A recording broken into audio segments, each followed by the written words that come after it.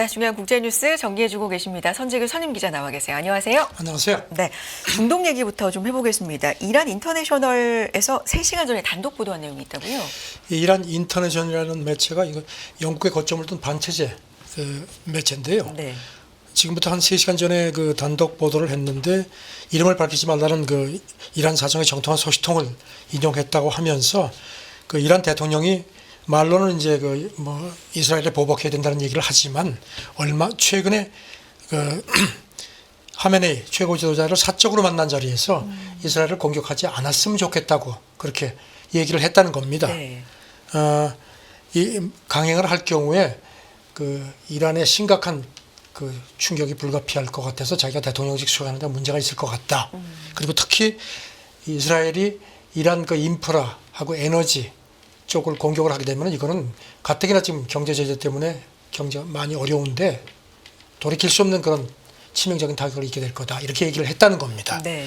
그런데 지금 이 매체가 전하는 걸 보면은 이란 상층부의 지금 강경한 분위기는 이거하고 좀 많이 떨어져 있다는 겁니다. 그래서 이렇게 최고 지도자한테 이런 식으로 얘기를 했기 때문에 이 사람이 잘못하면 좀 강경 지도부로부터 좀 박해를 받지 않겠느냐는 그런 우려도 나온다는 겁니다. 네.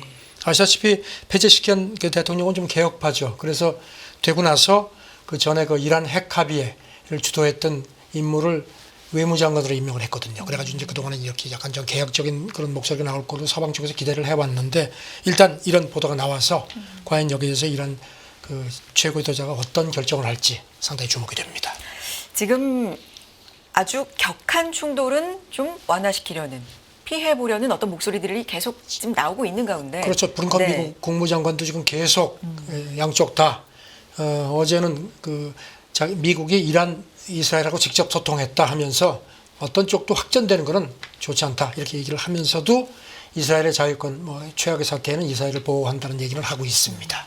그래도 지금 말씀해 주신 중간에 이란의 어떤 강경한 모습은 좀 여전히 유지가 되고 있는 부분도 보여서요. 큰 흐름은 네. 강하게 나가는데 이렇게 이제 개혁파 쪽에서 이거는 우리한테 손해다 하는 식의 그 지적을 한다는 겁니다.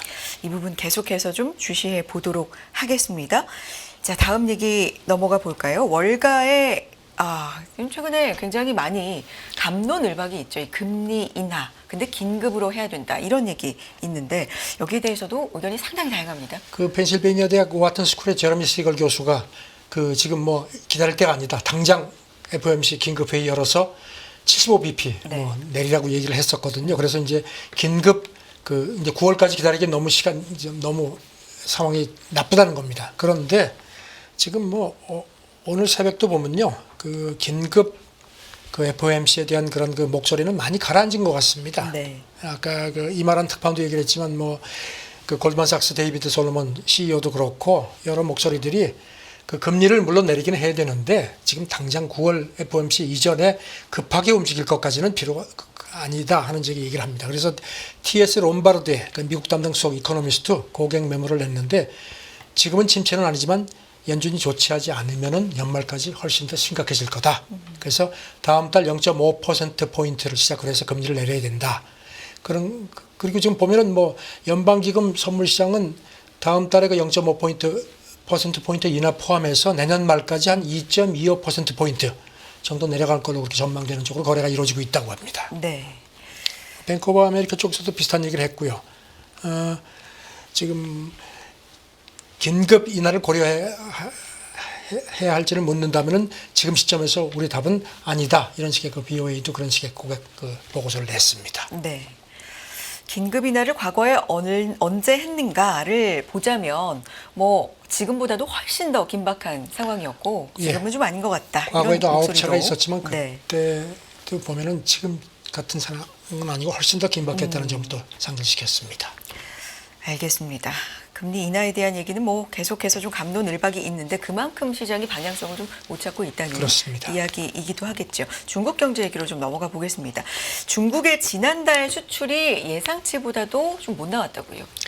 네, 그렇습니다. 중국 그 해관 총수 세관이 어제 집계를 했는데요. 네. 7월 수출이 이건 이제 달러 기준입니다. 3,005억 6천만 달러 정도. 그래서 한 해 전보다 한 7% 증가했는데 이게 이제 로이터가 전망했던 시장 전망치는 9.7%고요. 지난 6월 증가율도 8.6%니까 훨씬 그거를 보다 좁혀진 겁니다. 네.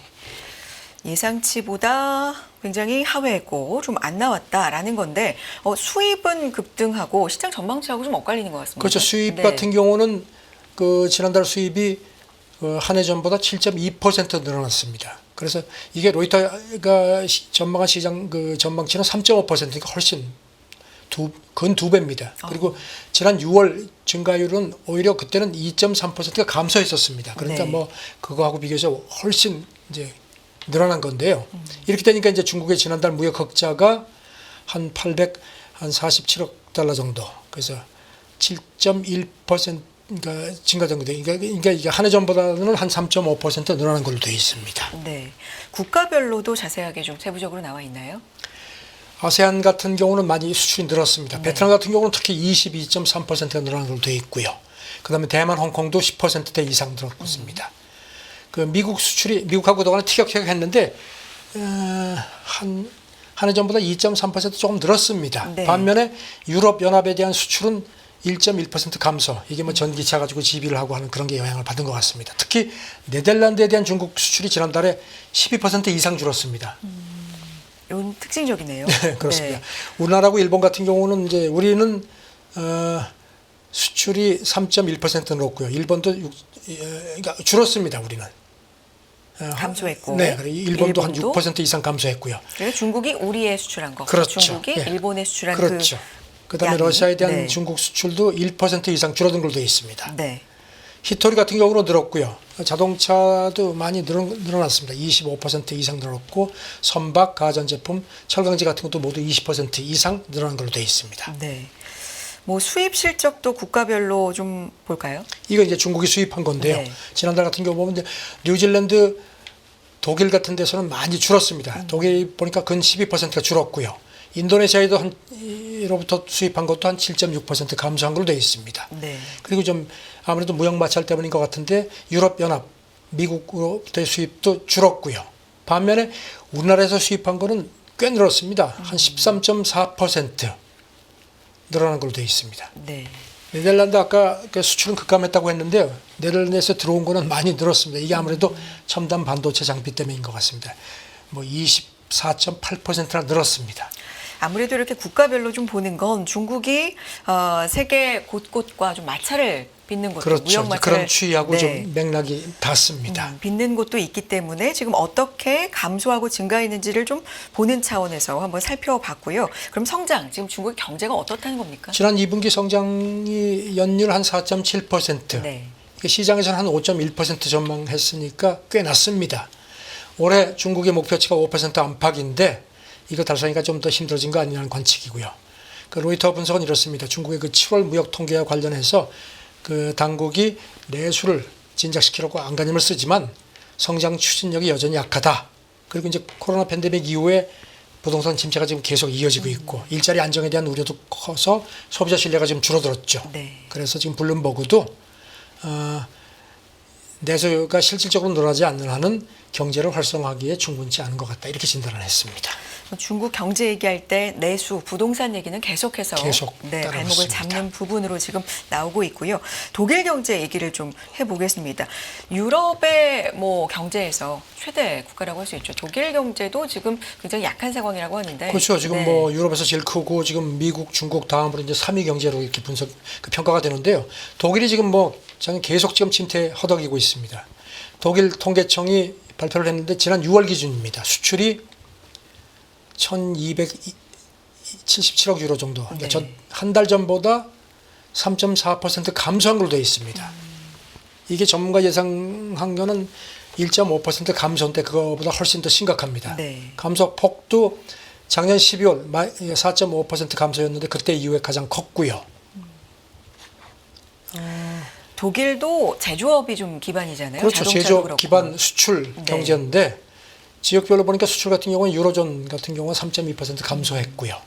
미국에 대한 수출도 7.7% 많이 줄었습니다. 네. 반면에 중국에 대한 수출은 지난 2분기에 그러니까 지난 6월에 3.4% 늘었습니다. 아시다시피 지금 독일이 중국하고는 계속 지금 뭐 서방이 조금 유럽 연합이 좋아하지 않는데도 계속 접촉을 해왔죠. 이렇게 계속해서 좀 안 좋고 안 좋은 상황이 더 악화되거나 유지되고 있는 독일 경제에 대해서 어떤 얘기들 나오고 그러니까 있습니까? 지금 네. 우크라이나 전쟁 터지고 나서 에너지 위기 심각했었죠.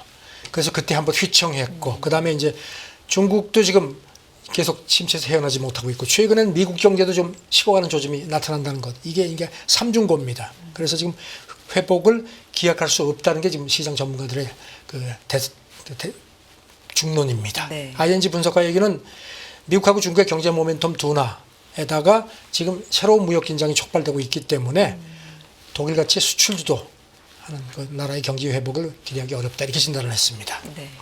독일하면 또 자동차 수출인데 이쪽은 어떻습니까? 자동차는 네. 뭐 아시다시피 이미 빨간불이 들어온 지 오래되고요. 그리고 이제 독일 시장 분석기관 분석을 보면은 독일이 작년 같은 경우는 독일에서 생산한 자동차가 410만 대인데 이게 코로나 팬데믹 직전 2019년에 비해서 한 13% 줄었습니다. 네. 올 상반기에도 한 해 전보다 지금 9%가량 줄어든 상태입니다. 독일은 자동차 한 4대 정도 자국에서 생산하면 이제 3대는 수출을 해왔죠. 네네. 그러니까 이제 수출이 이렇게 둔화되니까 이제 심각한 겁니다. 그래서 지금 아우디, 뭐 폭스바겐 이런 데가 보니까 공장을 신설하려던 계획을 취소하고 기존 공장도 지금 폐쇄하는 것까지 검토를 하는 모양입니다. 독일이 그 공장을 닫은 게 2014년에 오펠이 마지막이었는데요. 네. 거의 한 10년 만에 지금 이런 상황이 됐습니다.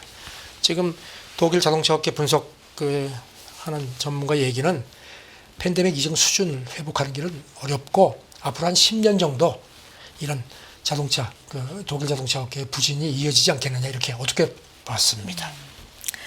알겠습니다. 다음은 영국 얘기를 좀 해보겠습니다. 영국이 SNS 가짜뉴스와 전면전을 치르겠다. 가만히 안 있겠다. 좀 강경한 입장인데 이게 뒷 배경이 있는 거죠? 그 지난번에 네. 그 테일러 스위프트를 주제로 해서 어린아이들 댄스 그 교습하는 데를 그 난민 출신 그러니까 그 루안다 출신이죠. 물론 이제 17살짜리인데 이제 영국에서 태어났지만 부모가 루안다에서 이민을 온 케이스인데 그래가지고 거기서 이제 아이가 3명이 죽고 막 많이 다쳤죠. 그러니까 네. 막 영국이 막 발칵 뒤집혔습니다. 그러니까 이제 특히 극우 세력이 극우 쪽에서 저건 이슬람 테러다. 근데 사실 그 근거가 없는 거거든요. 그런데 그냥 그런 게 막 SNS로 막 그러면서 막 영국에서 막 극우 폭력이 막 심각하게 발생을 하니까 또 거기에 대해서 또 이건 아니다 해가지고 또 네. 이제 반대하는 시위도 해가지고 영국이 지금 뭐 난리가 났습니다. 그래서 경찰이 막 개입하고 이런 상태인데 네. 그래서 지금 영국 정부가 안 되겠다 싶으니까 SNS를 통한 그 가짜 뉴스 이거에 대해서 본격적으로 조사를 하기 시작했습니다. 네.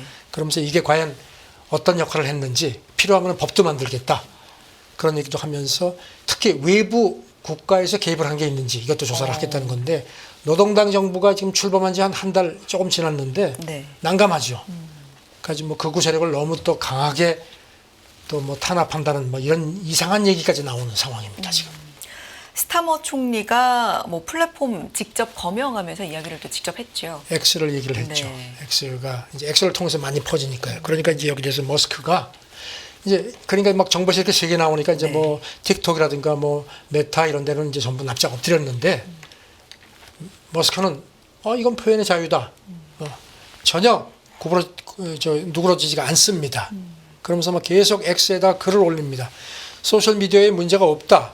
지금 뭐 페이스북 코멘트 때문에 체포가 됐는데 이게 지금 영국이야? 소련 아니야? 막 이런 식의 얘기도 했고요.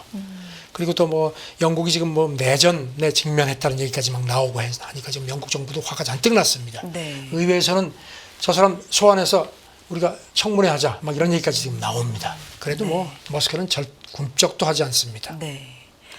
이게 진짜 뭐 진짜 계정인지 보신지 뭐 국가 행위자인지 어떻게 구별하냐 뭐 이런 쪽도 있는 거고. 지금 그런 것도 전문가들 네. 얘기는 어렵고 지금 조사 중인데 이렇게 이제 하니까 이제 CNN 같은 경우는 네. 머스크가 이번 사태를 이렇게 악화시킨 문제의 일부다.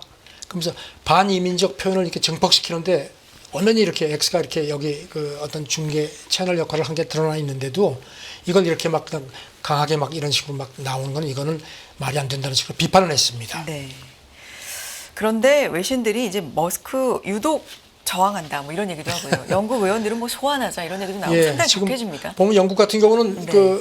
이렇게 미디어 규제와 관련해서 온라인에서 어떤 위법이 있을 경우는 경영진 형사 책임을 묻는 그 법안이 있는데 지금 내년에나 전면 발효가 됩니다. 네. 그리고 또 자율주행도 제대로 되지 않고 해서 지금 이런 얘기를 하는데, 자, 우선 가뜩이나 지금 위기 갈등 시기에 이런 식으로 컨텐츠가 이렇게 검열되지 않고 막 가짜가 막 왔다 갔다 하는 거는 심각한 문제라는 지적들이 많습니다. 알겠습니다. 자, 다음 얘기는 이제 환경 얘기 몇 개로 마무리를 해볼 텐데. 그리고 보니까 좀 네. 참 그 테일러 스위프트가 네. 현지 시간은 목금토 빈에서 네. 그 공연을 하기로 했던 거 지금 유럽 투어하고 있거든요. 네네. 이 테러 우려가 있는 모양입니다. 군중들한테. 그래서 이걸 취소했다는 보도가 방금 들어왔네요. 네. 테일러 스위프트 공연하면은 뭐 경제 효과도 어마어마해서 어마어마한데죠. 예. 굉장히 뭐 주목을 받는데 이게 테러 위험 때문에 연기 얘기가 지금 나왔다는 거죠? 예, 이거 취소했다고 발표를 취소로. 했습니다. 알겠습니다. 다음 얘기 대서양 해류 체계 붕괴 이 얘기 좀 해주세요. 네덜란드 대학 네. 연구팀이 지난주에 논문을 하나 냈는데요. 이게 지금 보니까 그 세계 기후에 중요한 영향을 미치는 여러 가지 시스템이 있는데 그 중에 하나가 이제 대서양 해류 시스템, 이른바 대서양 자오선 역전 순환이라는 건데 이게 2037년부터 2064년 사이에 붕괴할 수 있다는 겁니다. 물론 2050년 이전보다는 그 이후가 그 개연성이 더 높다고 하는데요. 문제는 이게 지금 만약에 붕괴가 되면 가뜩이나 지금 기상 이변이 심각한데 엄청난 또 다른 부담이 된다는 겁니다. 이게 뭔가 하면요. 컨베이어 벨트처럼 이렇게 남반구하고 열대에 있는 따뜻한 지표수를 네. 차가운 북대서양으로 이렇게 흐르게 해서 북대서양에 있는 그 차갑고 염분이 많은 바닷물이 가라앉아가지고 이렇게 남쪽으로 이동하게 함으로써 어떤 남반구가 아주 뜨거워지거나 북반구가 아주 차가워진 걸 막아온 역할을 했는데 이게 이제 만약에 붕괴가 되면은 이거는 보통 문제가 아니라는 겁니다. 여기 대해서 해양학자 얘기는 이게 붕괴되면 정말로 이거는 재앙 중의 재앙이라는 겁니다. 그러니까 이런 식이면 북극 얼음이 점점 남쪽으로 내려가지고 100년 후쯤에는 잉글랜드 남부 해안까지 도달할 수 있다는 겁니다. 그렇게 되면은 유럽은 물론이고 북미 그 평균 기온이 급강하할 수 있다. 영화 투몰로우 같은 그런 상황이 생길 수도 있다는 그런 경고가 나왔습니다. 기온을 어느 정도 안정된 체계로 이제 유지시켜주는 게 무너진다. 이런 그렇죠. 얘기네요. 네. 컨베이어 벨트가 무너진다는 네. 얘기입니다. 자, 다음 얘기 좀 빠르게 가볼까요? 스페인 환경단체 이번에는 메시 별장 훼손 시위를 한다. 어떤 배경이 있는 겁니까? 지난 7월인가 그 스페인 섬에 있는 네. 그 호화 요트, 이게 이제 월마트 상속녀 네. 걸로 이렇게 알려졌는데 거기 이렇게 막 그냥 페인트 뿌리고 막 이래가지고 이제 시위를 했거든요. 근데 그 단체가 이번에는 그 같은 섬에 있는 그 리오넬 메시 별장에 가서 벽에다가 스프레이로 이제 뭐 뿌리면서 이제 또 시위를 했습니다. 그러면서 지구를 도와라, 부자를 먹어라, 뭐 경찰을 없애라, 막 이런 얘기를 했는데요. 네. 지금 이쪽 그 시위대가 옥스팜 보고서를 인용을 했는데 지금 가장 부유한 1%가 가장 가난한 인류의 3분의 2가 뿜어내는 탄소하고 똑같은 양을 배출한다. 그래서 부자들이 그 지구를 망친다는 겁니다. 네. 그러면서 부자를 먹어라 하는 이제 고를 내셨는데 이게 뭔가 하면은 장자크 루소가 그 했던 말이거든요. 루소. 가난한 사람들이 더 이상 네. 먹을 게 없으면 부자를 먹는다. 그러니까 가난한 사람들이 부자를 공격한다는 그런 의미인데 이것까지도 지금 얘기를 했습니다. 네. 그래서 이런 테러가 참 착잡합니다. 이 메시는 이거를 165억 달러를 주고 구입한 걸로 되어 있습니다. 네. 이 별장을. 알겠습니다. 착잡한 이야기지만 그래도 꼭 짚어야 할 이야기까지 여기까지 듣겠습니다. 선재규 선임기자 함께했습니다. 고맙습니다. 네, 감사합니다. 끝나지 않은 여정, 변화의 물결소. 우리의 질문은 계속될 것입니다. 거대한 역사로 읽는 인간의 욕망과 부의 흐름. 새로운 부의 미래를 알려드립니다. 자본주의의 적은 자본주의.